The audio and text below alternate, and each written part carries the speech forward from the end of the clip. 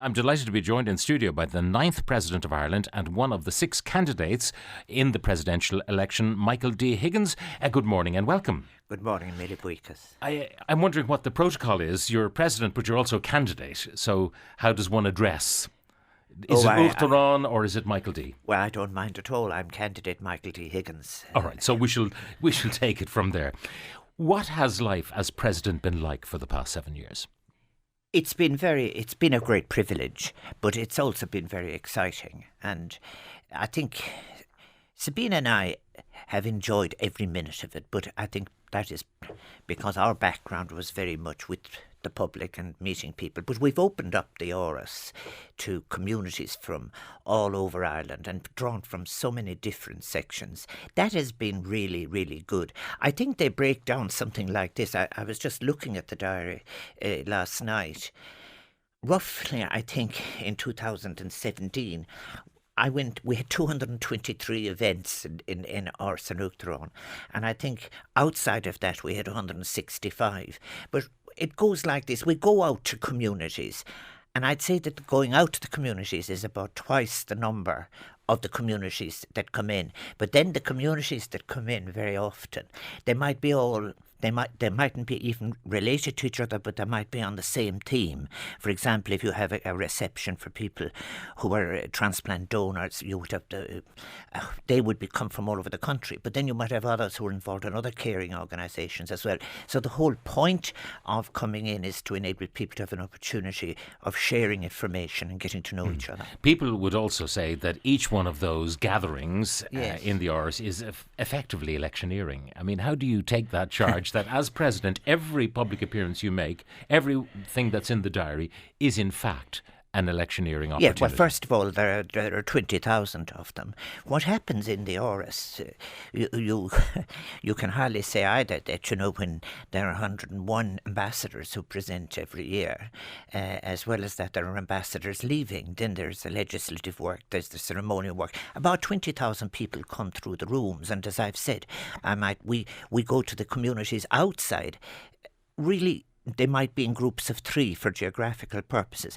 But the point about it is, what's very important is opening up the Áras. And in fairness, my predecessors had started this, but really in letting people know that they're welcome in the Áras. May I give you the striking example, obviously, was when we had an extra reception for the victims of the Magdalene laundries this year.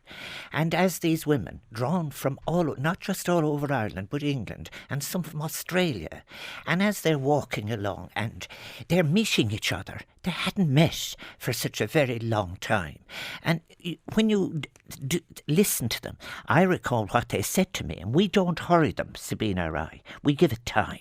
And they speak about how important it was to be given respect. But you would have others then as well, like, for example, after the storms, when we had frontline responders, you'd have people from the different sections of the services. I have had women entrepreneurs up, and they would be meeting each other, and that very much fits in with what I do abroad. But you've done a huge amount of work, obviously. Yes. I presume all of the other candidates would maintain that they would continue that kind of public engagement.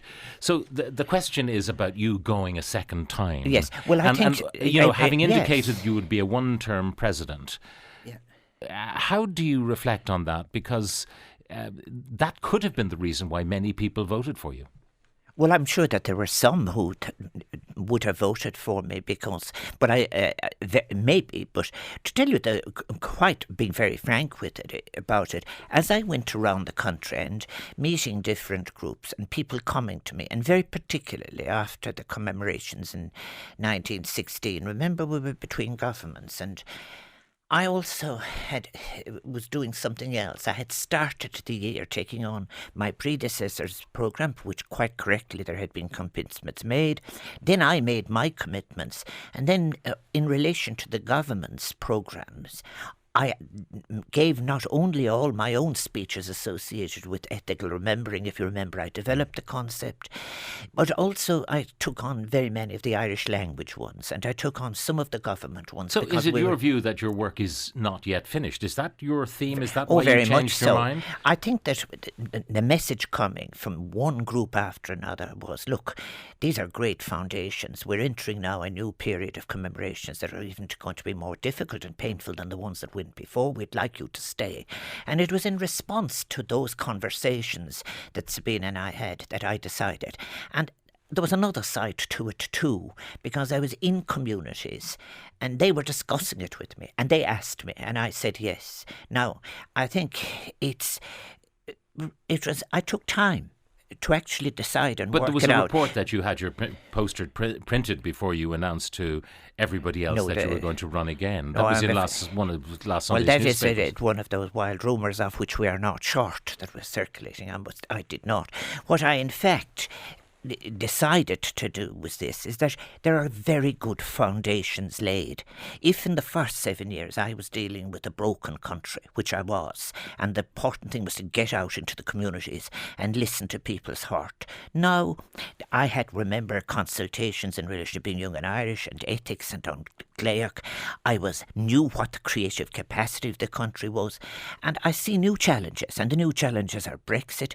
The new challenges are, above all, climate change, where we're on the edge of disaster. But what can the President do about Brexit or climate change? This is very, very important. In relation to Brexit, we will need every ally we have in relation to trade. If it is one of the consequences of a difficult Brexit, if you're sending 35% of your cheese to the United Kingdom, sending something like 50% of your beef and lamb and so forth, we will need other markets. And we will also, in relation to the whole debate on the future of Europe. And remember, I don't talk much about myself, but I've been one of the most invited people to come and take part in the debate about the future of Europe.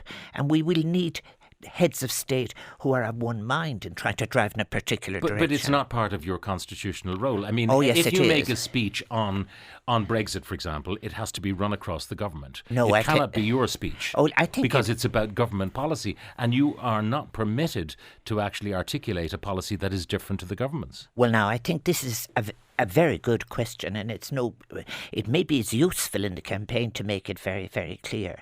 I think it's an actual advantage in one campaigning to be able to say that what you're proposing can be fitted within the Constitution. The election is being run within the Constitution. So the way that I have operated, the modus operandi that I've had, is that I don't interfere with government's legislative programme. I never comment on a government programme. But what I do feel, and it is necessary to do so, because the President is a directly elected President, you can speak about structural changes in relation to inequality, for example, but also you can speak about the big debate we need in relation to what kind of Europe do we want? What kind of global economy do we want in relation to balancing, for example, how do you balance, for example, meeting climate change and at the same time feeding the hungry? That's an appropriate debate, and what you're doing. Remember, one of the big events, I would say, that really, when I look back at the 7 years, that was impressive, was being invited to read a paper in Paris the week before the climate change. And then I was also in New York for the sustainable development debate. Did it make any difference? Yes, I mean, those kind of speeches, they're all very well, they're worthy. But do they actually impact on anything? That's the point. Well, that's another answer to the question about why stand for a second term, is that you take the principles and you take upon yourself to have an informed, good, well-communicated view on bringing these messages about climate change, about domestic violence, for example, and you bring them you speak about them. And what is happening, remember, if we're going to have a sustainable communities and if that are strong, and the work is already within these communities, that's where, if you like, the presidency, if you understand the role of it, and in my case, remember, what I'm bringing to it is, I've been in cabinet, and I've been in the Dáil, and I've been in the Seanad. I know the limits of the presidency, and yes, I make no... Do you think the others the other 5 candidates don't have a true appreciation, given their backgrounds, which are not political like yours, with the exception of Leonie Riada? Do you think that they are suffering from a deficit in understanding of the role of the president? Well, I think that they're playing to what they feel to be, and it's entirely right, their strengths. And I have, because you asked me an earlier question about balancing my role as an incumbent president as a candidate. I give precedence to the obligations I have as a president, and it informs as well the kind of campaign I'm running. I want a respectful campaign, and I really don't run down my opposing candidates. Let them. But each one of them wants to unseat you. That's their reason for running. They want to get rid of you. Yes, they do. And I think on the basis of experience, on the basis of values, on the basis of vision, on the basis of demonstrated competence, and on the basis of connection with the people, I think that I am a better candidate than any of the five of them. One of the comments that's come in about, I have great time for your programme, but the first citizen of Ireland telling the nation that he would run for only one term and now running again. What message do the children of Ireland take from this, that, you made a commitment and you reneged on that commitment? Well, I think the children of Ireland will be very well aware of my work over the years and what I stand for in my public life. But you were around as well as me. I don't recall anyone asking anyone, are you standing for 14 years? No one did. But I think isn't this to do with age? And we know ageism is against the law and all the rest of it. But there is no question that people, certainly in their late 70s and 80s, do slow down a bit. Irrespective of yoga and the fresh air in the Phoenix Park, people do slow down. Well, you know what's very useful about this, and my background as a political scientist and a sociologist, and dealing with political language all the time. If people want to draw an ageist implication, they usually have to preface it by saying that they're not doing so. It's a very clever way. I'm not imputing it to you. No, I'm being realistic. I'm saying that there are certain things. All right. I can't play squash the way I did 10 years ago. Well, that's a fact. I agree with you, and you're quite right to be taking care. But I think you look well. But the fact is that if you look at the longitudinal study in Trinity College, and you're a better scientist than me, you will know that there are many kinds of energy. There's a huge difference between physical aging and cognitive aging. I actually don't want to say too much except to say I'm in fact reading better, writing better. In fact, physically I'm actually much fitter than I was 7 years ago. To borrow from Ronald Reagan, is it that you're not going to exploit your opponent's youth and inexperience? Is that it? Well, I think really they can address their inexperience themselves. And they're probably the best people to do so rather than me. That's where my courtesy comes in. On that note, will take a break.